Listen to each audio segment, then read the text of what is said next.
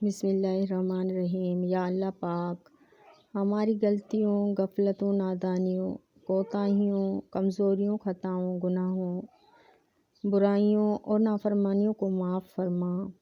ہم سب کو اپنی ناراضگی، زمین و آسمانی عذاب اور وبائی امراض سے محفوظ فرما اور اپنے سوا کسی اور کا محتاج نہ کرنا۔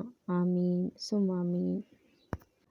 معاف کر کے آگے بڑھ جائیں ان سب لوگوں کو جنہوں نے دل دکھایا، تہمت لگائی، برا بھلا کہا، آپ کے لیے غلط بات کی، آپ کو پریشان کیا۔ یقین جانیں آپ کا رب کچھ نہیں بھولتا، اور جب وہ حساب برابر کرتا ہے تو ناانصافی نہیں کرتا۔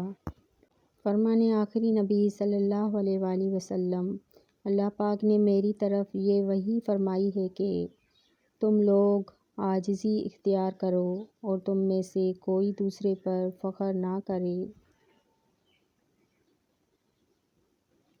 جس انسان میں سچ سننے کی طاقت نہ ہو، اس انسان سے گفتگو کرنے سے گریز کرنا چاہیے، کیونکہ وہ آپ کی ہر بات کو غلط قرار دے کر اپنی غلطیوں پر بھی آپ کو قصوروار ٹھہرا دے گا۔ اللہ کے بعد ماں ہوتی ہے دنیا میں جو اولاد کے لیے آخری حد تک جا سکتی ہے۔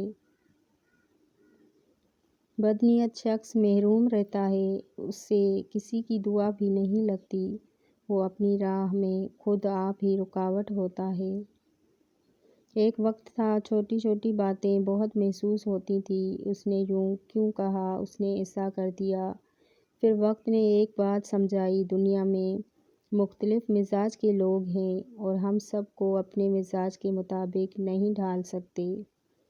یہ بھی ضروری نہیں کہ دوسرے آپ کی ہر بات سمجھیں۔ بس جہاں آپ کو لگے کہ اگلے کو سمجھانا فضول ہے، وہاں اپنے الفاظ ضائع کرنے کے بجائے خاموشی اپنائیں اور مسکرا کے آگے بڑھ جائیں کہ زندگی آگے بڑھنے کا نام ہے۔ ضروری نہیں قرآن کی خدمت سے آپ دولت سے ہی مالا مال ہو، یہ بھی ہو سکتا ہے آپ کو بہترین محبت کرنے والے ساتھیوں سے نوازا جائے، یہ بھی ہو سکتا ہے آپ کو عافیت عطا ہو، آپ کی تمام خواہشات پوری کر دی جائیں۔ اللہ ذل جلالہ کے نوازنے کے اپنے رنگ ہیں، خالی ہاتھ کوئی نہیں جاتا اس بادشاہ کے دربار سے۔ برا وقت چاہے کچھ لمحوں کا ہی ہو، لیکن بہت سے لوگوں کی پہچان کروا دیتا ہے جن کو اپنا سمجھتے ہیں۔ میں ٹھیک نہیں ہوں پیارے اللہ، میں بہت درد محسوس کر رہی ہوں، میں ریزہ ریزہ ہو کر بکھر رہی ہوں، مجھے تھام لیں، سنبھال لیں۔ جس معجزے کی میں آپ سے امید لگائے بیٹھی ہوں، اس کو کر دیجئے۔ بے شک آپ ہی قادر ہیں، میری دعا پر کن فرما کر مجھے سکون دے دیں۔ میری خواہش بہت چھوٹی ہے، آپ کی رحمت بہت وسیع ہے۔ میرے ساتھ نرمی کے معاملات فرما کر میری ادھوری دعاؤں کو پورا کر دیں۔